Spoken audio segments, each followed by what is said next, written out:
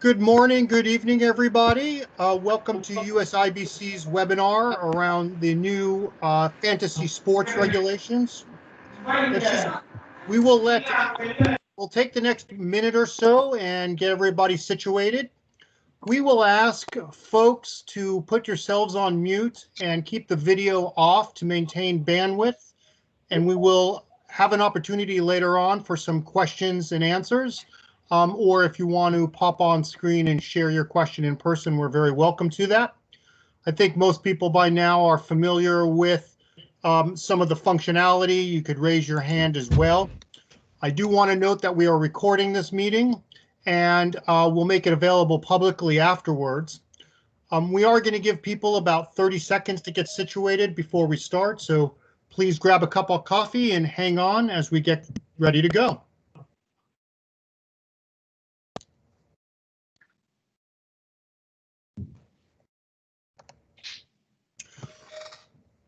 Wonderful. Well, thanks again for everybody joining today's webinar on online fantasy sports platforms in India. I think as everybody knows, there is some new regulations afoot on this area, and we're really pleased to have Abhishek Malhotra from the TMT law firm, who is really embedded in a lot of these issues. The way we're going to structure this today is we're going to have Abhishek share some of his insights about the regulation, and then we'll have some question and answers. And then at the very tail end, we could also talk a little bit about some USIBC activities. Once again, some nuts and bolts. We are recording this session and we'll make it publicly available. If you could leave yourself on mute during the conversation until you would like to ask a question, please do.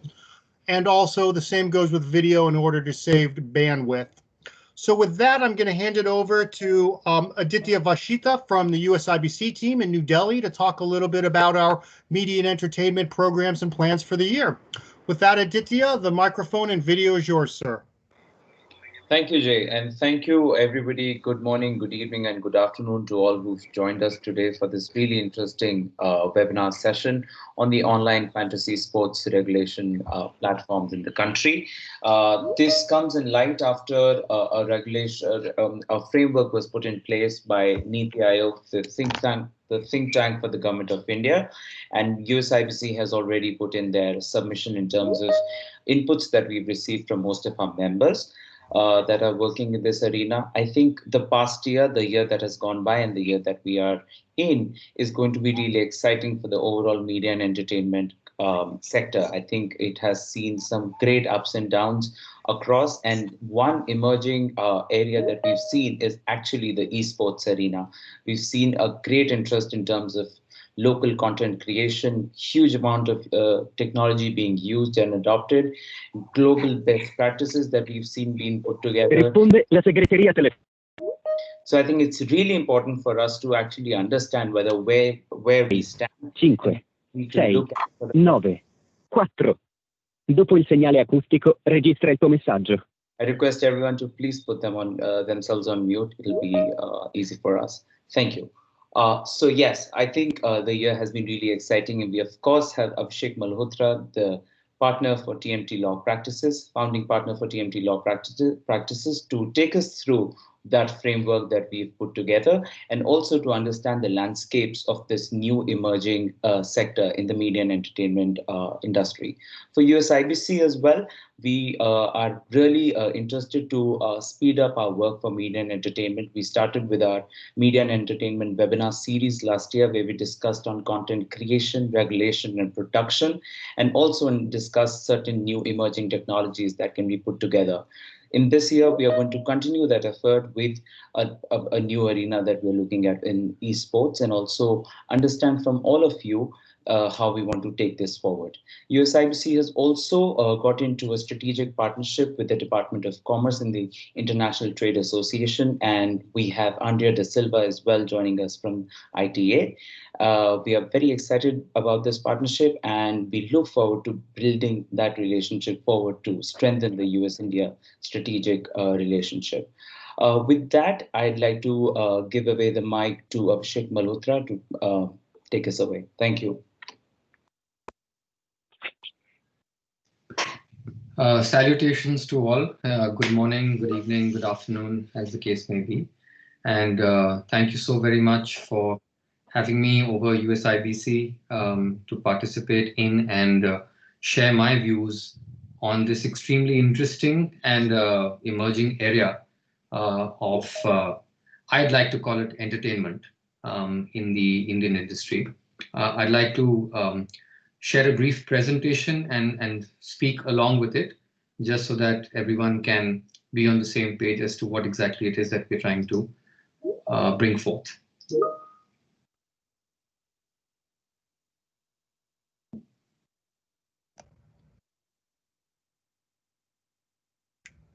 Confirming we can see your screen, Abhishek.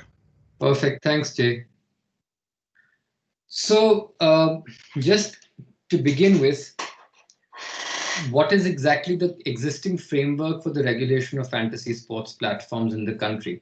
And just taking a step back, we are talking about the latest initiative of the NITI Aayog, which is the highest policy-making body of the country, which is looking into the possibility of implementing a nationwide and possibly self-regulatory code to be put in place so that the growth of this entire regime can be furthered. Why is it that there was a need felt for such a self-regulatory framework to be put in place? And I do want to emphasize that there is some importance to the fact that this is a nationwide attempt to do so.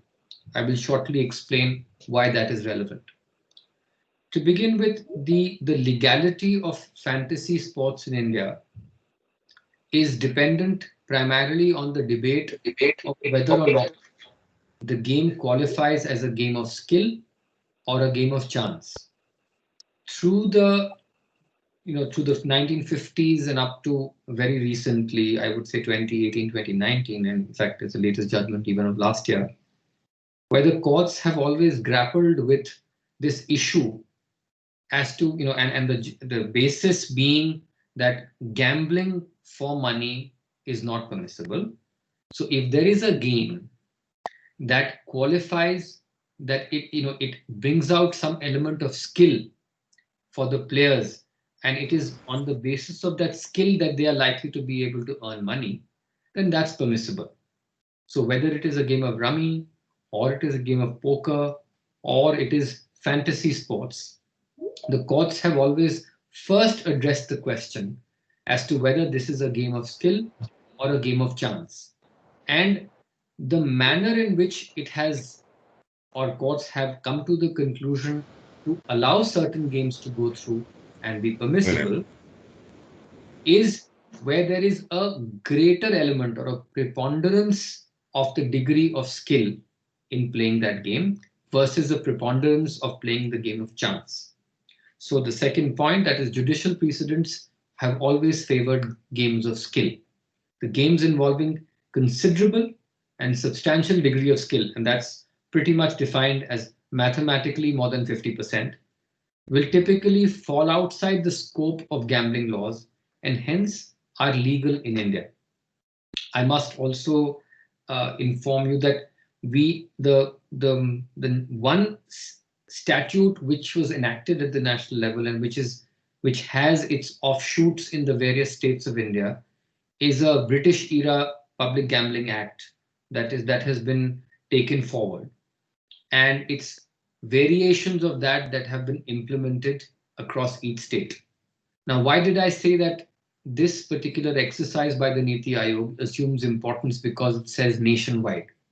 The reason for that is that gambling is a state subject. So there are states that may allow it, and there are most states where gambling is prohibited. There are certain states which allow nuances of that. For example, the northeastern state of Sikkim, it's a very small state, but it does permit gambling or gambling houses in having physical premises and being set up in the state of Sikkim.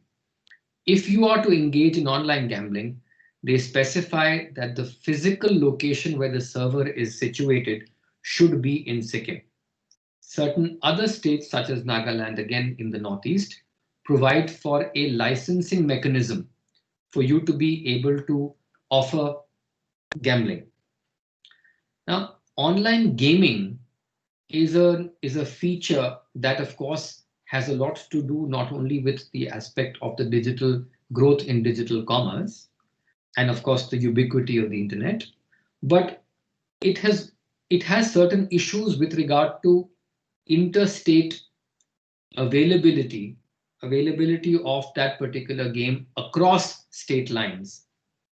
And it is of such availability across state lines that often creates possible issues which have unfortunately not all been resolved, or sometimes been resolved in favor of the government, in favor of their argument that this amounts to a breach of the state law, and therefore it is actionable. And actionable how? Even in most cases, it is actionable by way of criminal action. So you could possibly be put behind bars and or of course have to pay penalty. So the draft guiding principles that the NITI Aayog has circulated seek to regulate fantasy sport platforms on a national level.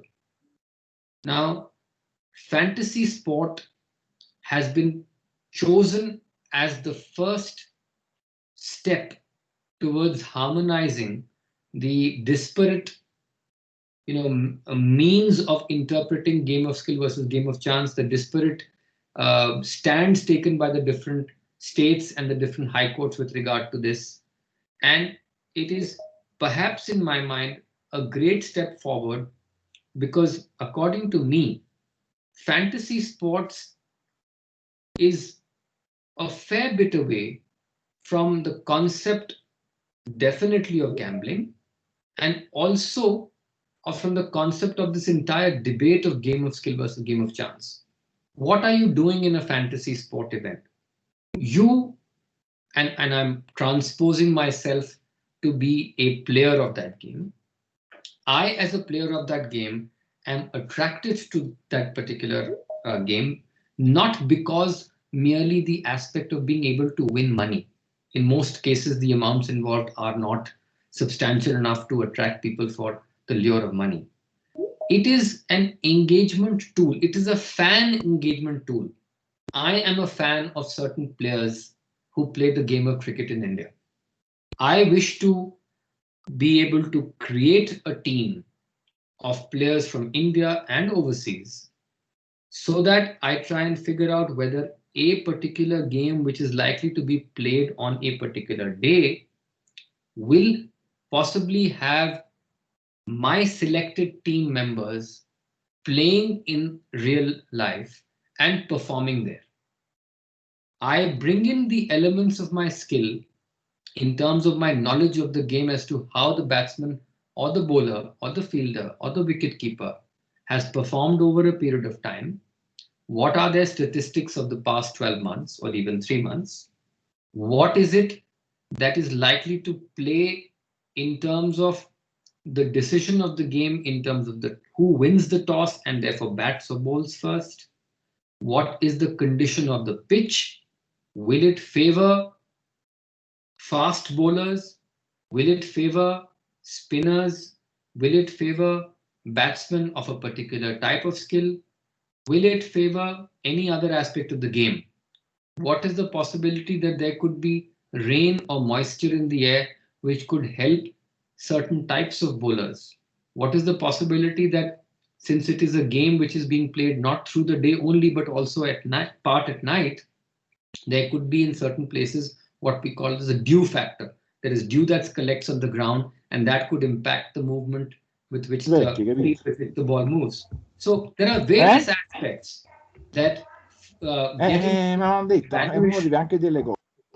evaluation of the team that I make. So it is a fan engagement tool. It is entertainment for me. And that's the reason why I get into it, which is why it's a good attempt, first attempt by NITI Aayog, to make a distinction between fantasy sport platforms and, let's say, other gaming platforms, to try and create a self-regulatory mechanism at the national level. Now, what are these guiding principles for the uniform national level regulation? These are principle-based guidelines that are agreed and issued, which must be recognized by relevant national and state level institutions and organizations. And a single self-regulatory organization is set up for the fantasy sport industry, which should be recognized by the government. Now, this, as I said, is a proposal that has come from the highest policy making body, which basically means there is already some amount of input, some amount of studies, some amount of research that has gone in, and that's what has propelled the industry, the policy making body to make these suggestions. In all probability, the manner in which it is framed and the guiding principles are set out should see the light of day, of course, subject to any further challenge that may be brought about.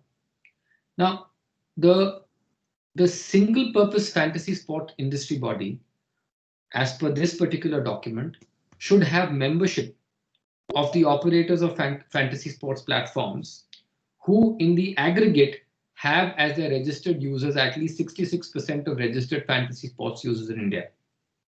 One of the comments that we had given to this particular recommendation was, to begin with, let's not limit it to a particular number. Let's not be exclusive and try and integrate as many as possible. The possible retort to this is, if any self-regulatory body has to be successful in retaining its self-regulatory status, then it must have a sizable number of users in the country. As per the last reports, as of December 2019, there are about 90 million users of fantasy sports in India, and I'm more than 100% sure that in this pandemic year, more and more people have switched to online gaming and fantasy sports in specific, thereby increasing that number to a much larger one, possibly 120 million or so, which is about 10% of the population. There should be the possibility of setting up an independent oversight board, and this board should be responsible for the implementation of the uniform guidelines and the principles to ensure that such platforms continue their adherence and compliance with the guiding principles. The whole purpose of having a self-regulatory body in place is that its success is measured by the amount of control it has over its members' actions, and in the event that there are disputes or there are issues that arise, then those should be addressed by an oversight body, or let's say an appellate mechanism that is consisted within the network of the self-regulatory mechanism, and 90 to 95% of the disputes should be resolved at that stage itself and not be pushed to courts. The platforms that are members of the self-regulatory organization should enjoy the benefit of the safe harbor exemption, of course subject to their adherence with the norms and procedures laid down. Why is this relevant? Today, when you're looking at the ease of doing business, when you're looking at attracting investments into this particular sector, one of the risks that you possibly will look at is, of course, the legal position. What is the statistic with regard to the number of cases or number of companies that have been taken to courts in this particular realm of business? And where they have been taken to court, what are the impacts in terms of whether it is purely a civil proceedings? Is it a criminal proceeding? Is it somewhere where you have to pay penalty? If so, to what extent? Are there issues of being arrested, etc.? Those are genuine practical concerns and questions that are asked of a company that is engaged in such fantasy online gaming activity, as when investors are looking to make investments. Now, if you are to provide through this adherence to the self-regulatory mechanism at the national level, the benefit of a safe harbor, then you're automatically saying that, look, I know what the risks are. If I adhere to this book, to this rule book, which is prescribed by the self-regulatory mechanism, I'm okay. I could possibly be pulled into court, but I have a great defense. There is a safe harbor exemption that I enjoy. I only need to show that there is adherence to the norms and procedures that have been laid down. I can't be pulled by state A or state C or state Z into a court of law to say that I'm violating their particular state statute, or I can't be called by a police officer in some town of another state, despite where I'm not operating, to be answerable to as to why my game is made available in that particular jurisdiction.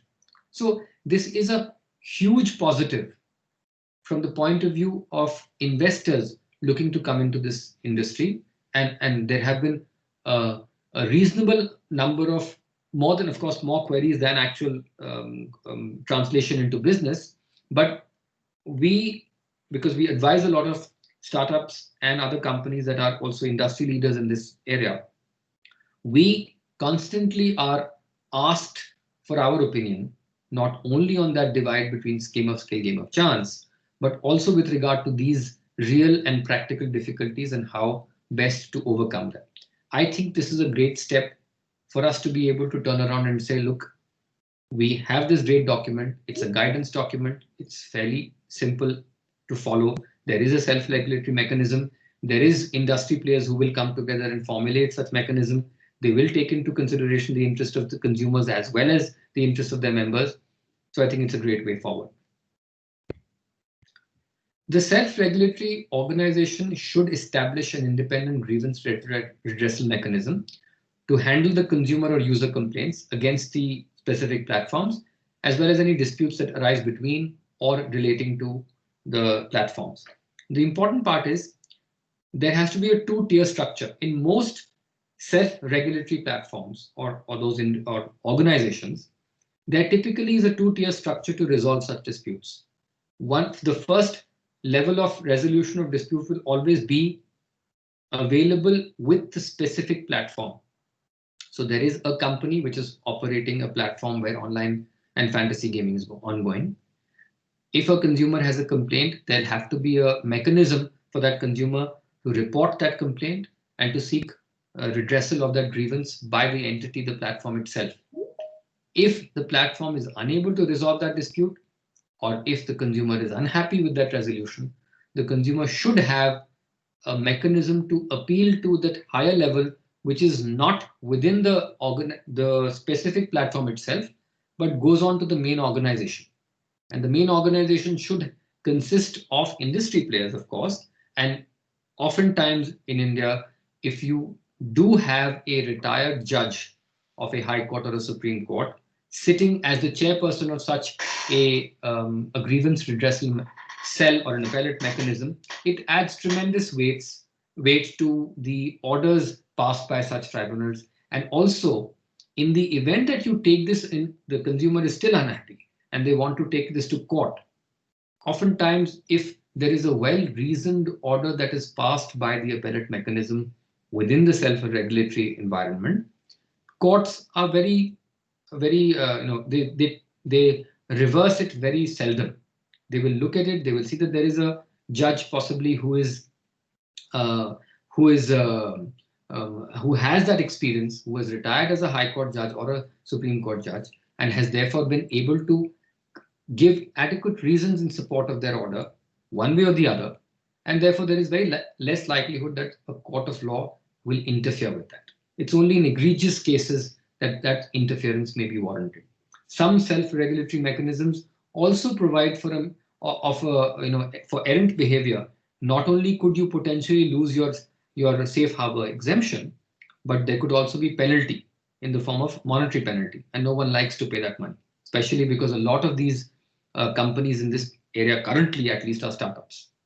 So therefore, there has to be that trust that is built up within the mechanism itself for the consumers and for courts of law to both be adopting a hands-off approach to let the self-regulatory mechanism play itself out and continue to address those grievances.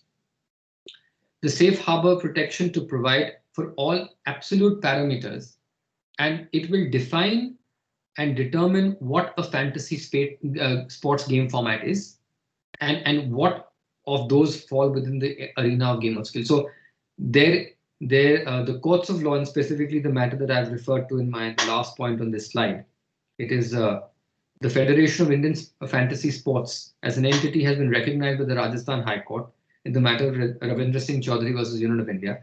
And in this particular matter, again dealing with specifically with fantasy sports, the court went into an analysis of what exactly are the ingredients of what would constitute a fantasy sport, and went about setting certain guidelines to be able to, in my view, help future such organizations that are setting up at the self-regulatory level to be able to delineate that these are the parameters that will define or determine what a fantasy sport is and what qualifies as a game of skill or a game of chance.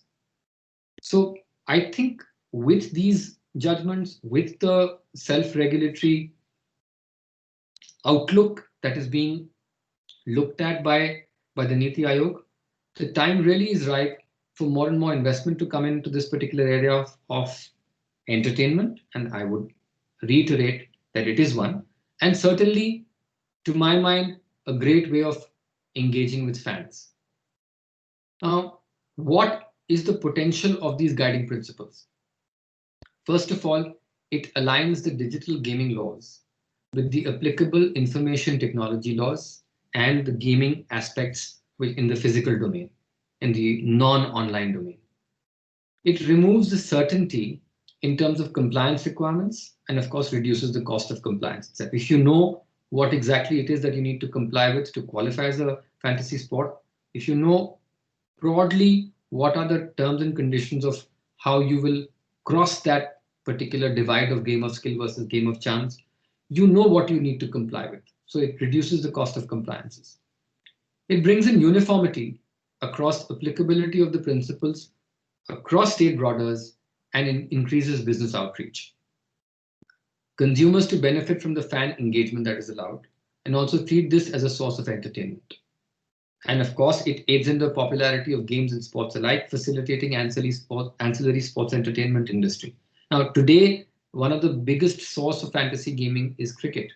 But increasingly, despite the fact that we are still continue to be cricket hungry, increasingly the availability of information and the availability of being able to connect with sports of different types of sports persons across an entire range of genre of games and sports not only engages customers in terms of entertainment and a possibility of making money, but very importantly, fan engagement. And that, I think, spurs not only a lot of investment, it spurs the development of sports in general, and also the entire industry of not just gaming laws, not just gaming, but also sports overall. And I think that's a huge step forward, and the potential to work on that, to develop that, and to exploit that is tremendous. And to my mind, these guiding principles, the facilitation that the NITI Aayog is seeking to bring with this is the only aspect that can possibly help achieve it. Thank you so much for being a patient audience, and great opportunity here. Thanks a lot to USIBC. Well, thank you very much, Abhishek. If you could turn your screen off from sharing mode, that would be great. This is the opportunity for folks to sort of ask questions. Either raise your hand or drop them in the chat box and we can call on you. As I guess the moderator, I can ask two general questions. One, where do we go from here? NITI Aayog had an open consultation. People put in comments. Presumably they'll finalize some report. If you could lay out kind of where the NITI Aayog process goes from here. The second question that I have for you has to do with the self-regulatory models. It almost feels like it's not a mandatory membership, but the cost benefit of it is going to almost make it mandatory, namely safe harbor from a legal point of view. What makes this market a little different where that self-regulatory model can be more effective or even necessary versus others? And sort of structurally, what happens if there's two associations or two bodies that kind of meet that threshold, or neither body meets the threshold because the industry is fairly distributed in how it's thinking? Has those sorts of contingencies been thought through as you've been working with NITI Aayog? Okay, so great questions, Jay, and I'll answer the second one first. I think it is perhaps to ensure that safe harbor exemption that is being given here reaches out to the correct audience and the appropriate self-regulatory organization that can call itself that. That's the reason why they imposed a 66% threshold, 2/3 of all users. The question is, in the absence of a recognized mechanism to really measure, how you can classify the users, what the audience of that users is there an independent third-party mechanism of determining, in an objective manner, that this is really the organization that represents the interests of a majority or 2/3 majority of the users? That's where I think the challenge is going to be. And till such time that we actually see this play out, I don't think that the possible consequences of more than one organization claiming to have a majority of membership, I don't think that's been thought about right now. Comments, I know, have been put to apprise the NITI Aayog of this practical issue that could arise. And I think once the final report comes out is when we're likely to see whether this has really impacted that. If not, because it is a policy document and because these are guiding principles, we do not need to go back to the drawing board as in the case, or seek political support as in the case of Parliament, or even executive, rule-making power, which has to be placed before Parliament. Here, this is a question of policy. Possibly the gaps can be plugged quicker once they are identified.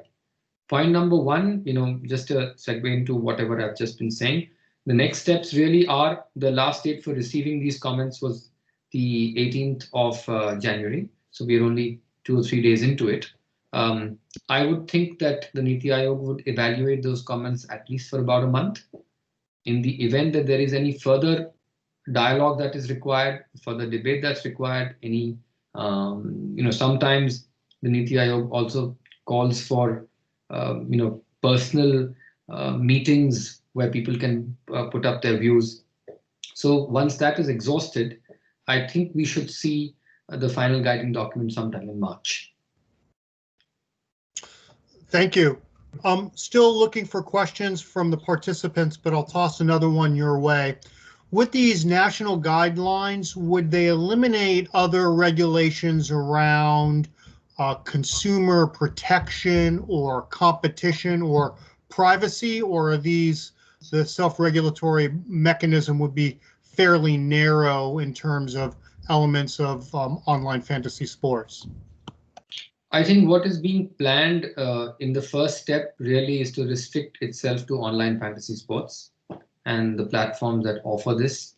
So I don't think that there is likelihood of complete substitution of the legal regime in terms of consumer protection and any other aspects that touch upon it. Even in the other self-regulatory spaces, in the event that there is, it's only those gray areas where there is really no clear answer provided by the law that you can take recourse to the self-regulatory mechanism and or consciously choose to not exercise your contractual or other rights and then try in seeking an expeditious disposal of your query or your issue at the self-regulatory mechanism level itself, rather than choosing to go to court. But the option of going to court, even in such situations, if a statutory right, contractual right, and or any penal provisions has been breached by the relevant platform, that continues to remain as is. But the reason why I think that this is a great first step is because the NITI Aayog has chosen the least controversial part of the online games debate, which is the fantasy sports. and the one where a lot of traction has really gained momentum to set the ball rolling. And that's the reason why I think it's a great first step. Great. We're starting to have some questions from our participants. So I think Abhishek Lahiri is sort of following up on my question in terms of safe harbor. Would, in this narrow segment, the self-regulatory mechanism, what would, if there were some sort of national legislation or amendments around the IT Act on safe harbor, wouldn't the national act supersede this if there's differences, or would the self-regulatory actually carve out protections that may not be in sort of other national legislation? If I frame that question right. No, I got the drift, Jay. So if I understood the question correctly, is in the event that there is because we already have the safe harbor provision for intermediaries under the Information Technology Act, which is, the IT Act itself is being reviewed, but at this juncture we do have that safe harbor there. We also have a safe harbor under the Copyright Act under Section 52(1)(c). So what you're basically asking is whether this is going to be in addition to those, or if there is a conflict, then how does that get resolved, right? Now, my answer to that is that the online fantasy sports platforms may not qualify as intermediaries. It is possibly because either they are offering some of these fantasy sports which are their own creations, or they stand to benefit directly from the offering of such games on their platforms. So stricto sensu, they may not be qualifying as intermediaries. Nevertheless, despite the fact that they may not qualify as intermediaries, these guiding principles and adherence to those will provide them that cover of protection, the safe harbor exemption. That is completely independent of the safe harbor that is provided for under the legislation that I mentioned to you. But to avail of those benefits, you have to first demonstrate that you're an intermediary. Great, thank you. So if I understand what you're saying in general is the self-regulatory body starts to give a number of, I guess, rights to companies as long as you meet the guidelines around things like safe harbor, around consumer affairs, and so forth. But there's the possibility that other national laws would supersede it if and when those laws are changed or come into place. Absolutely. So okay. That goes without saying. In the event that there is so I'll put it a slightly different way. Despite the fact that there could potentially be liability attracted to such platforms for offering fantasy sports under specific state laws, these guiding principles and adherence to those, by way of policy, will seek to trump national laws. I'm sorry for using that word now, but nevertheless, and that's the safe harbor exemption that provides. So it's a defense. I would not call it a right, so as to speak. It is more going to be a cover or a defense to an allegation that you are indulging in something which intervenes with or infringes upon a state law. But the laws of the country overall will remain untouched by this provision. And I'm maybe there's a possibility that once this policy is notified, it could be subjected to a challenge by a public interest litigation for seeking to, quote unquote, furthering gambling online. And in that particular petition, if the court really says no, we are giving our stamp of approval to this policy, then that's the best. Great, thank you. We have a couple of questions, and I'm going to clump them together for you. The first one has to do with how the guidelines, the NITI guidelines, will then be used. Will they be guidelines? Would they recommend there's a law? And then how might states either incorporate either regulations or some national law? Would there need to be some state level follow-up activity to accept them or legalize or so on? So since NITI Aayog is a policy making body, it will lay down a particular set of guidelines or policies. So NITI Aayog, sometime in March of last year, came out with the telemedicine practice guidelines. Ultimately, those guidelines had to be translated into either a legislation or rule, and in that case, it was translated into one of the provisions of the existing Code of Medical Ethics, practicing regulations, which has the force of law. So whatever regulation comes, whatever policy announcement comes out from the NITI Aayog will necessarily have to get translated into a document or let's say something which has the force of law. It could be in the form of a legislation, it could be in the form of rules or guidelines, but that will have to have the backing of law and not just be left in the realm of policy. At the state level or the national level or both? The hope is that it shall be national level, and the implementation of this could be a carve out to the specific power of the state under gambling, so that it can be brought under the head of entertainment, and that too in specifically giving the power to the center to enact a law on that. I am anticipating that this is bound to create some amount of conflict and court actions in challenging that, specifically in the event that the allegation is that it takes away the state powers to regulate gambling. But if that policy document is well thought out and well supported, I would think that it should be able to see the light of day, especially given that in the last couple of years, the courts have always come out in support of fantasy gaming as not being gambling. Great. So what's the cost or revenue implications here? Is there a financial element? Do we think that ultimately the governments, either federal, state, might, tax it?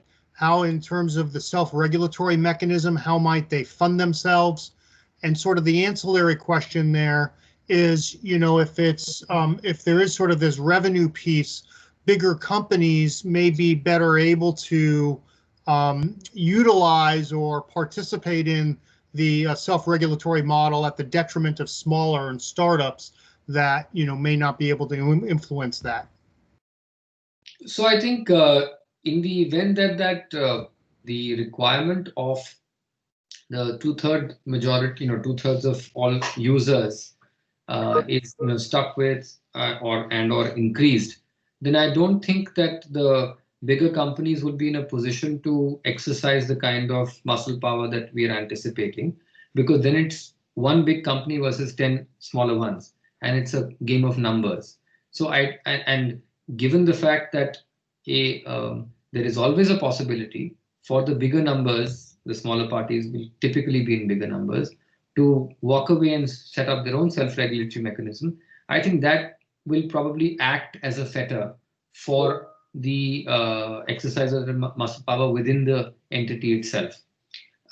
In terms of the revenue model as such, I think we have seen in the broadcasting sector and also in it's already being mooted to and it's a document that's already been executed. It's another thing that whether we'll really see the light of day in relation to the OTT platforms.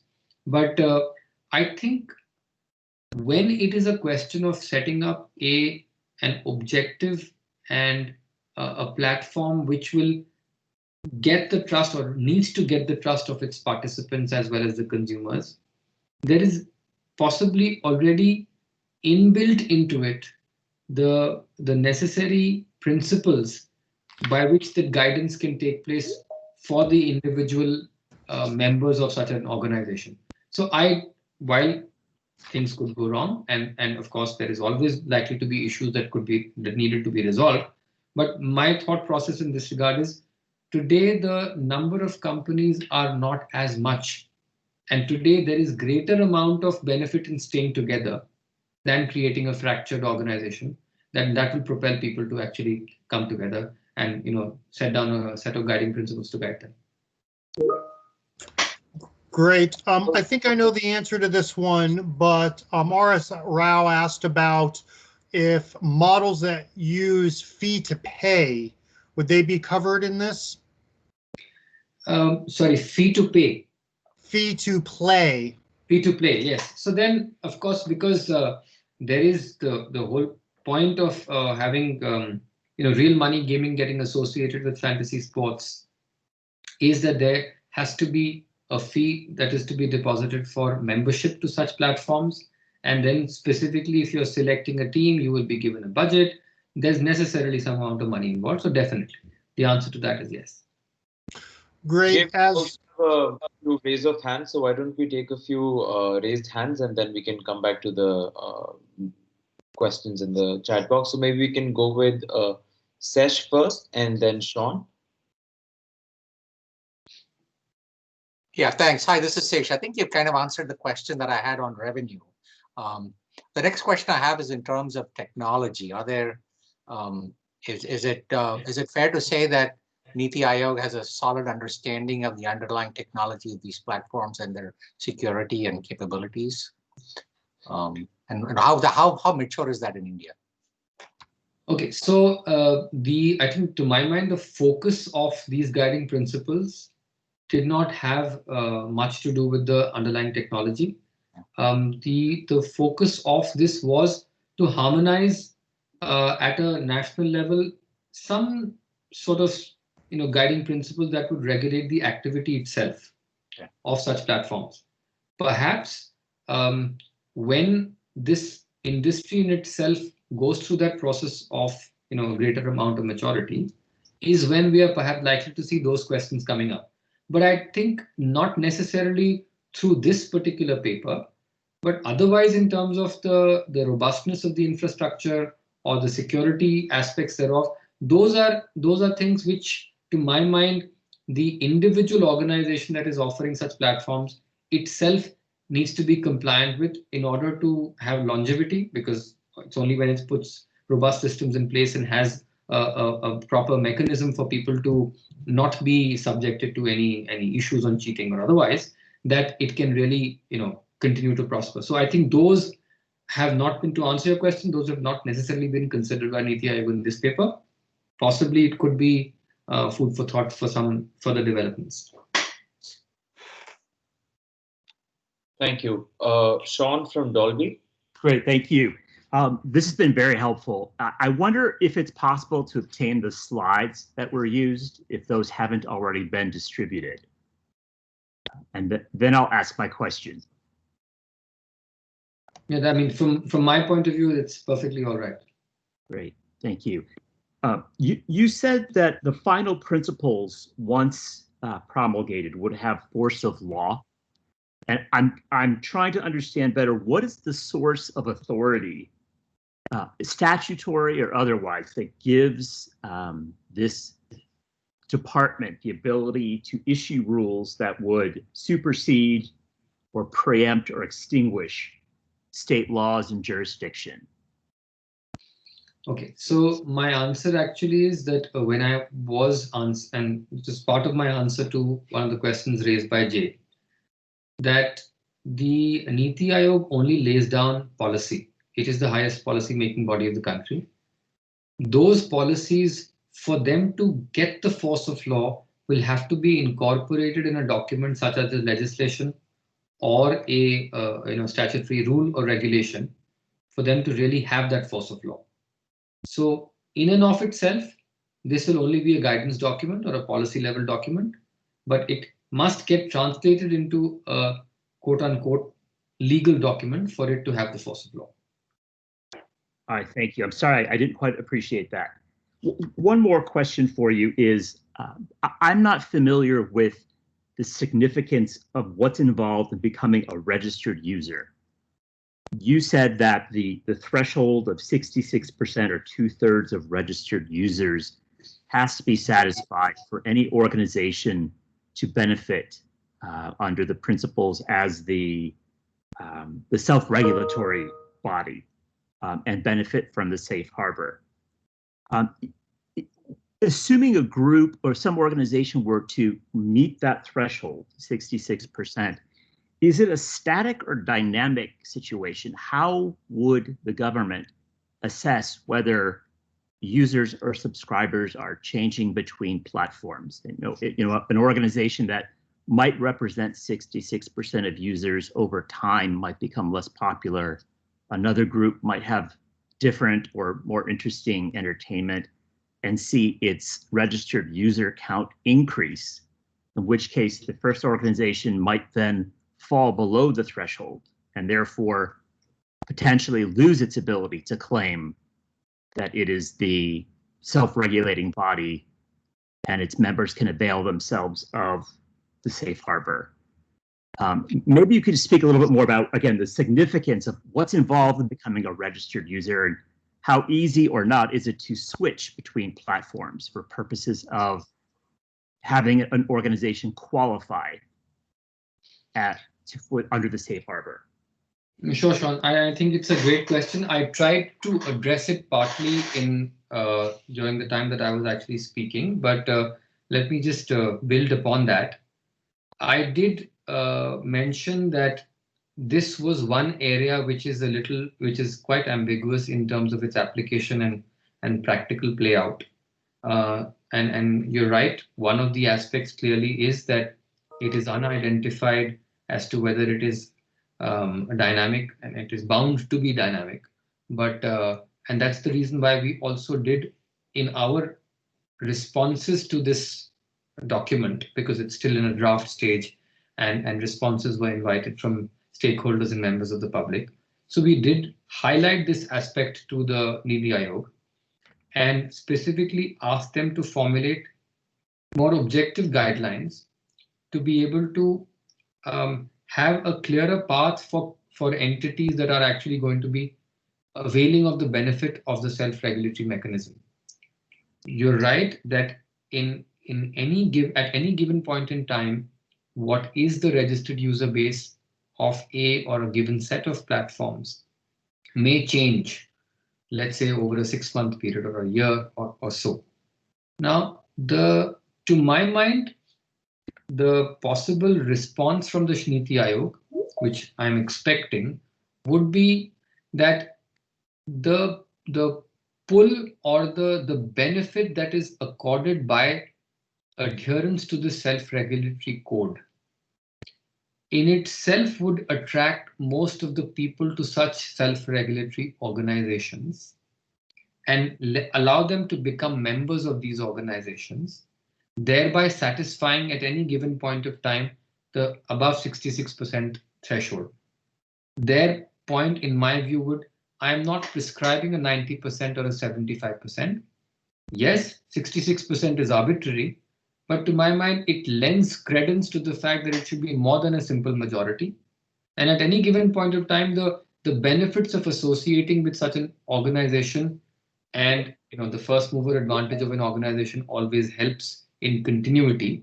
So there's a greater likelihood that the entity that is already set up to begin with will possibly carry that aspect forward and continue to have that greater than 66% user base to enable it to get the benefits under the proposed policy. But you are very right that it is something that still needs to be seen in terms of how it plays out. And because the original guiding document is a policy document, I think the possibility of improving upon it will always be available. But it is a concern. Thank you very much. Sure. Thank you. Any other questions from the participants? I have one or two more if not. Great. One is, does anything in this document discuss anything around IPR, data sharing mechanisms, or anything of that nature as part of a larger discourse around those sorts of issues? And the second thing is, representing, U.S. India business interests. Is there anything in this document that U.S. companies would or should be concerned about in terms of how a foreign company might be represented in this environment, or oppositely, it holds, provides a lot of coverage for them? So there's, in terms of the other issues that you identified on IP and data protection, there's nothing specific in the document.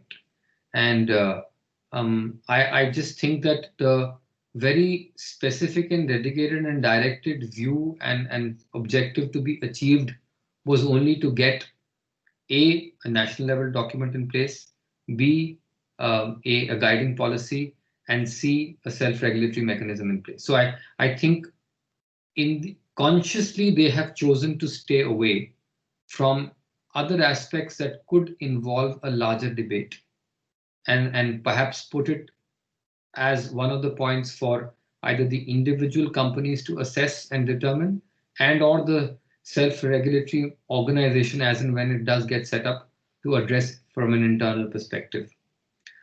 In terms of specifically for the US companies and entities, the one aspect that I noticed is when the comparison is made in the document with regard to the self-regulatory mechanism and what exactly are the contours of governance and regulation in the aspect of fantasy sports, the only industry and the only country that is looked at for comparison is the US.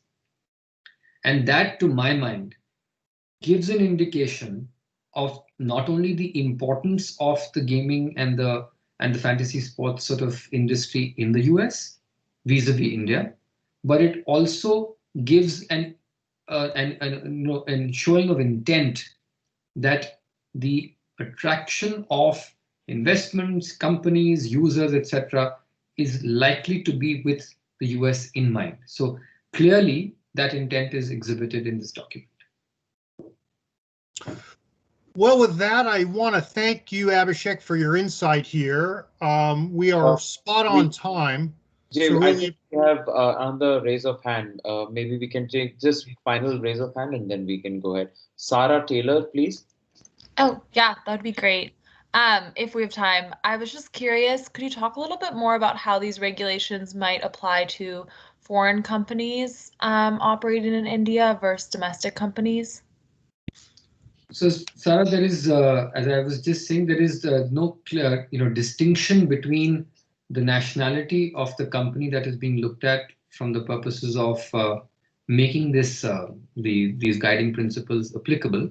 But there's no restriction or limitation with regard to foreign investment in the online gaming, the digital gaming space.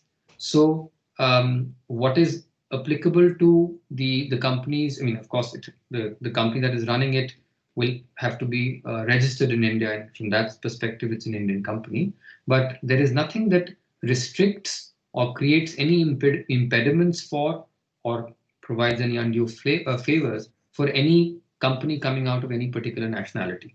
So that distinction is not made out in this document. Is that, sorry, just a follow-up. Is that true even for Chinese companies? So there is, this particular document does not go into the distinction between the nationalities.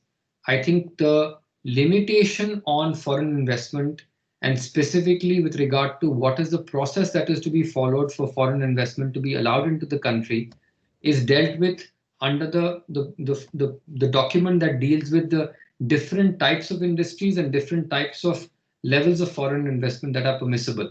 And the issue that had arisen earlier in 2020 with regard to restriction on origination of investment from Chinese companies or neighbors was, of course, in relation to the border dispute that is going on at that point in time. And in India, when you are attracting foreign investment, there are two routes that are prescribed. One route is where you have what's called as the automatic route, where you do not need to take permission from the government department. You straight away put in your application, and that application just shows your intent, and you proceed with the necessary licenses and go ahead and start doing your business if any licenses are required. In the case of those, the companies that, the areas that require prior permission of the government, these are not automatic, but require government permission, there, in addition to the licenses that you require to run the specific business that you're getting into, you first need prior permission from the Foreign Investment Authority for you to be allowed to carry out that investment into India. So it was in relation to the Chinese investments coming in that there was a stipulation put in that each of those investments would be scrutinized by the government department before being allowed to be allowed to invest in India.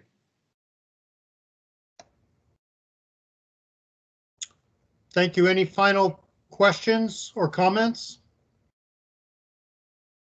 Great. Well, Yeah, with that, I have a last, a final question, maybe, not related to this, but, as of today, the gaming laws are not clear. So any game which is free to play, right, and is a game of skill, yeah, but has a winning prize associated with it, right, monetary, does that game comes under the purview of online gaming or a fantasy sports or RMG? So RMG is real money gaming.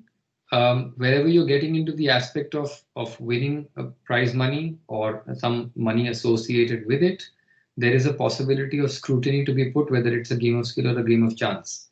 In the event that there is if you are saying that you do not need to put in any money to play that game, so therefore there is unlikely to be any chance of losing money, and the only aspect that you are concerned with is whether or not you're likely to win a prize.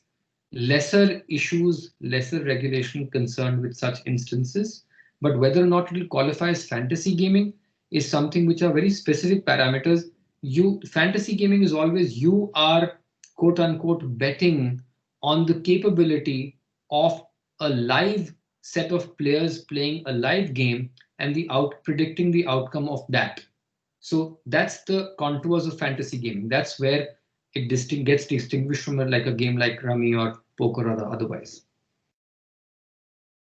All right, thank you. Thanks. any final questions? Once, twice, sold. Abhishek Malhotra, thank you so much for your expertise here. We really appreciate it. I want to thank our members and other participants. We're really pleased that you were able to join. As Aditya mentioned up front, this is part of a larger initiative that USIBC is looking forward to leaning into during 2021, and we look forward to other opportunities to talk about important media and entertainment issues, policies, and opportunities. With that, we will share with the participants here the slides. We will also share our submission to NITI Aayog, and we always welcome from members and other interested parties to reach out to us with any questions, issues where we might be able to help. With that, I wish everybody a happy new year and please stay safe. Thank you so much. Thanks a lot, Jay. Thanks, USIBC, and thanks to a great and patient audience. Thank you. Thank you. Thank you, everyone, for joining. Thank you.